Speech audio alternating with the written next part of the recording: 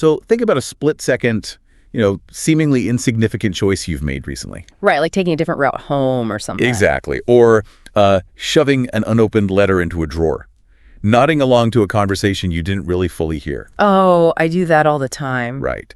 Now imagine that tiny choice snowballs hour by hour into just a complete and utter disaster. Oh, wow. Like the butterfly effect applied to our most mundane decisions. Yes, exactly. A moment where, looking back, the realization hits you that if you had just unwrapped that one piece of mail, a massive tragedy could have been entirely avoided. Which is horrifying because the weight of hindsight in those scenarios, it can be crushing. The solution was quite literally in the palm of your hand the entire time. And that brings us to the mission of today's deep dive. We are talking about arguably the most agonizing, devastating mistake in modern literature. Oh, we are going there. We are. Yeah. We're looking at Harry Potter's failure to use the two-way mirror given to him by his godfather, Sirius Black, in Order of the Phoenix. It's so frustrating to even think about. I know. But think about it. If Harry just unwraps that package, the catastrophic ambush at the Department of Mysteries doesn't happen. Sirius doesn't fall through the veil. Exactly. The trajectory of the entire Wizarding War changes. For readers, revisiting this narrative is an exercise in pure frustration. The mechanism to save Sirius was sitting at the bottom of Harry's trunk, buried under some crumpled robes, for months. And, it's not just any random magical object. Right. These two-way mirrors have serious history behind them. Yeah, James Potter and Sirius use this exact pair for instant, unmonitored communication when they were teenagers. Usually when they were serving separate detentions at Hogwarts, right? Exactly. So Sirius passing James's mirror down to Harry is this incredibly profound passing of the torch moment. It's a marauder artifact meant to keep them connected. A beautiful gesture. But that beautiful gesture turns into an absolute nightmare, starting with what has to be the most disastrous handoff in wizarding history. Oh, completely.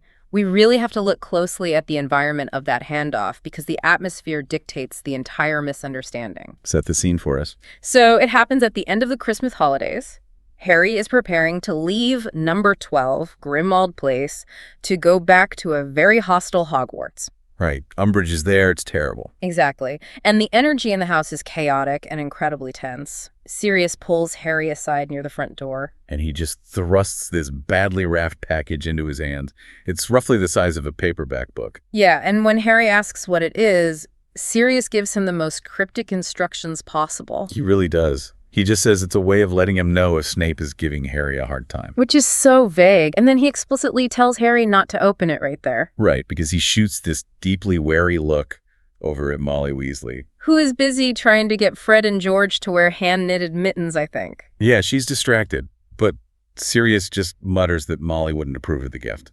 That extreme secrecy completely sabotages the interaction. Sirius is desperately trying to avoid another screaming match with Molly. Because she's been highly critical of how he parents Harry. Exactly. But by dodging that conflict, Sirius denies Harry any context for what he is actually holding. Put yourself in Harry's shoes for a second. Imagine you have a friend who has been acting remarkably reckless. Okay, tracking with you. They pull you aside, hand you a sealed box, and say, open this if you want me to come beat up your boss, but whatever you do, don't tell your mom. Oh, I see where you're going. You wouldn't open it. You would bury that box in the backyard. You would do everything in your power to never trigger whatever chaotic plan is inside. That is a perfect analogy. You wouldn't think it was a cell phone, you'd think it was a weapon. Right. The pushback Harry gets from fans is unfair.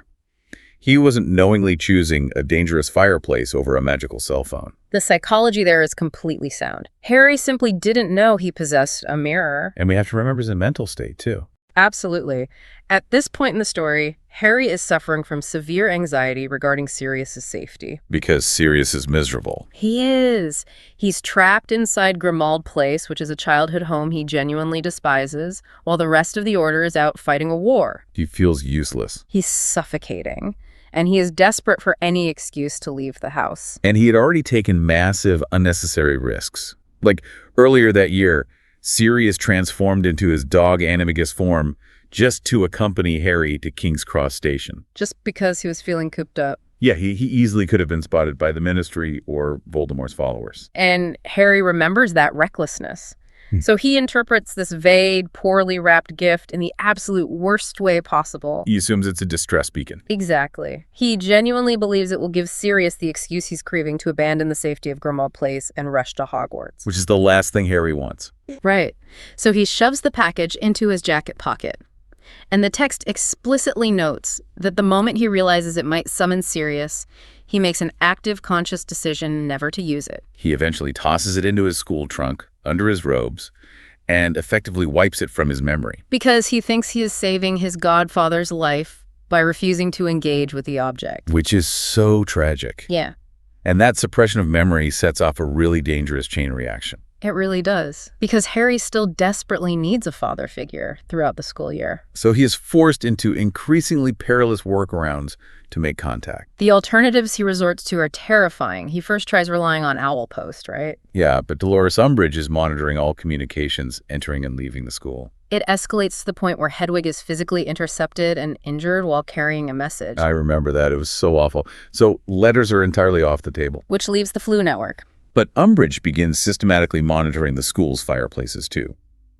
Harry is completely cut off from using the Gryffindor common room fire. This culminates in a wildly dangerous heist. Right, because Harry experiences that deeply traumatic vision in Snape's Pensive. Oh, where he sees a memory of his father James viciously bullying a teenage Snape. Yeah, it completely shatters Harry's entire worldview about who his dad was. He's devastated. He needs immediate reassurance from Sirius and Lupin. So Fred and George create this massive diversion in the corridors. The swamp, right. Yes, and Harry breaks into Umbridge's office using a magical knife Sirius gave him, simply because hers is the only unmonitored fireplace in the castle. He risks expulsion, ministry interrogation, everything, just to stick his head in the flame. And the conversation they have is rushed, it's panicked, and it's abruptly cut short when Filch arrives. It is the ultimate manifestation of a severed lifeline. Instead of orchestrating a dangerous break-in, Harry could have just sat behind the curtains of his four-poster bed and spoken to Sirius privately. Okay, I have to stop you there, though. Go for it. Because this brings up the glaring question that makes every reader want to just scream at the page. Oh, I know what you're going to ask. When Sirius literally sees Harry's head floating in the fire in Grimmauld Place, Sirius knows Harry is risking his safety, his education, his entire standing with the Ministry to use the Floo Network. Right. Sirius is a marauder. He helped create the Marauders map. He is a genius troublemaker. He is. You cannot tell me he just forgets about a magical communication device he personally used and handed to his godson. Why doesn't Sirius just say, hey, why aren't you using the mirror I gave you? It's a completely valid frustration, but we really have to look at the severe psychological decay Sirius is experiencing at this point. What do you mean? Well, the Sirius we see in Order of the Phoenix is not the sharp, focused Azkaban escapee from the previous year. He's really declining. He is deeply depressed. He has spent months confined to a house that represents his childhood abuse. He's day drinking. Yes. He is endlessly antagonized by the portrait of his dead mother. He is locked in a toxic cycle of arguments with Creature the house elf. His mental state is totally fractured. Right. And first off, Sirius didn't necessarily know that the specific fire Harry was using was unsafe. Sure. But more importantly, Sirius assumed Harry had opened the package. Because of the note. Exactly. The package contained a note that explicitly explained how the mirror worked. It said, I've got the other one of the pair. James and I used to use them. So Sirius grew up steeped in magical items. To him, this object was as straightforward as a telephone. It simply never occurred to him that Harry wouldn't have even opened the packaging. He likely assumed Harry just preferred the fireplace, or maybe that the mirror had been confiscated. Combine that assumption with the chaos of the fireplace conversation. Yeah. Harry is distraught about James. Filch is pounding on the door. There was zero mental bandwidth for Sirius to troubleshoot communication methods. They are, essentially speaking, two completely different languages in that moment. They really are. And this highlights something fascinating about their dynamic. The Forgotten Mirror isn't just a missed plot device. It's a physical representation of their shared psychological state. Yes, they are mirrors of each other. The parallels are undeniable. I mean, both Harry and Sirius are remarkably similar. They're highly impulsive. They both tend to act on pure emotion before considering the tactical consequences. And most crucially, they both conceal vital information when they believe they are protecting the other person. Sirius hides the true nature of the mirror at the front door to avoid an argument with Molly and keep the peace. And Harry refuses to open the package to protect Sirius from his own recklessness. Neither of them explains their reasoning. Their mutual desire to be a shield for the other creates the exact conditions that make communication impossible. It perfectly encapsulates the overarching theme of Order of the Phoenix, which is isolation. Harry is systematically cut off from information by every adult in his life. Dumbledore refuses to make eye contact with him, fearing Voldemort's connection. The Order of the Phoenix treats him like a liability, withholding crucial details about the prophecy. And Snape forces him into those brutal occupancy lessons, routinely invading Harry's mind. Tearing up his worst memories. Right, without ever giving him the context of why the mental defenses are so vital. Harry is left feeling violated, exhausted, and incredibly angry. He is surrounded by people who care about him, an entire organization dedicated to protecting him, yet he is completely alone in the dark. Think of it like two people holding walkie-talkies, desperately trying to coordinate, but deliberately broadcasting on entirely different frequencies because they think the silence is keeping the other person hidden from the enemy.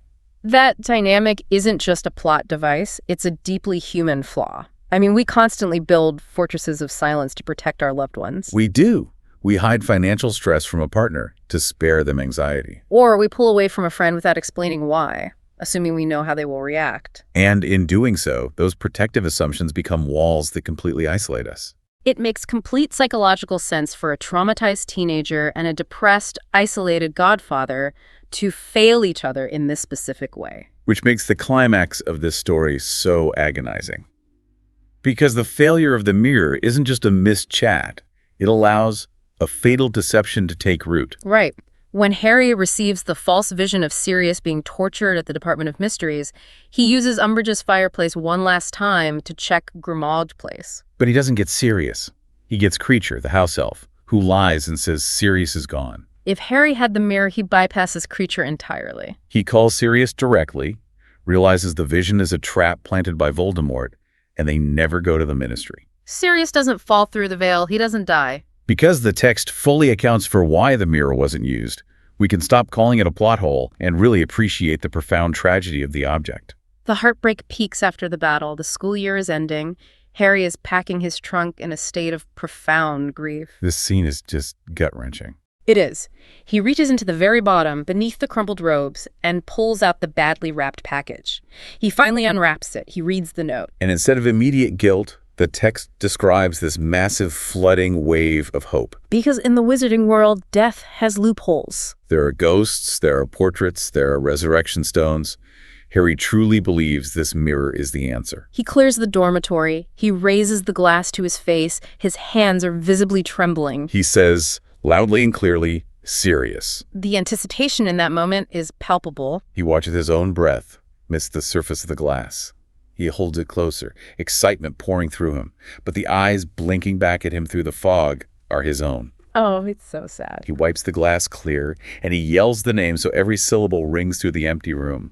Sirius Black. The silence that follows is deafening. Nothing happens, just his own frustrated, heartbroken face looking back at him. He finally understands the power of the object at the exact moment when it can no longer give him the one thing he wants. It is a devastating scene.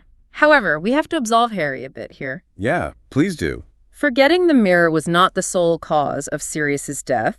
Harry was a 15-year-old boy suffering from unmanaged PTSD. He was actively psychologically manipulated by Voldemort. He was lied to by Creature.